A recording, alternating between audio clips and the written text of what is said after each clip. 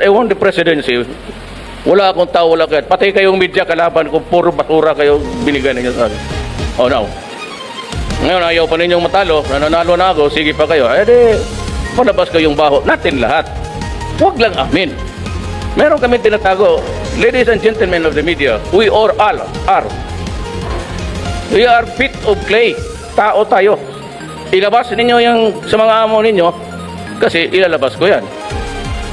Ganun lang yan. And they are, you know, what are they protecting? Their business. Do not give me that shit about the truth about improving the Philippines. How do you improve the Philippines? By what? Establishing a newspaper, then hanging onto a property of government for so long, making money out of it, paying no taxes? Is that what you want for the Philippines? Ganun lang yan eh. Hello, simple. Tanggap ka ng pera. Sige ka tanggap ng tanggap because you are crazy with money. But you do not even honor the other guy's money by giving him for what he paid for. Tapos ikaw pa ang matama. Okay, anong tawag ko sa'yo? Di putang ina ka, mukha kang pera. Ako na yung nagbayad, hindi mo na ginamit, tapos ako pa ang masama pinapalabas mo. Ano ka, let's check ka. Sabi ko, gusto ko nga kayo makita na I would release the day, I would be very happy.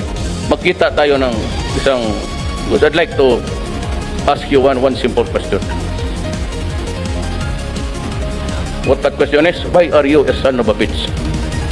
Oh! Sabihin ko, ayun, natanongin ko sa kanila. Why are you a shitting son of a bitch? Presidency, ito is hanging, ito hanging.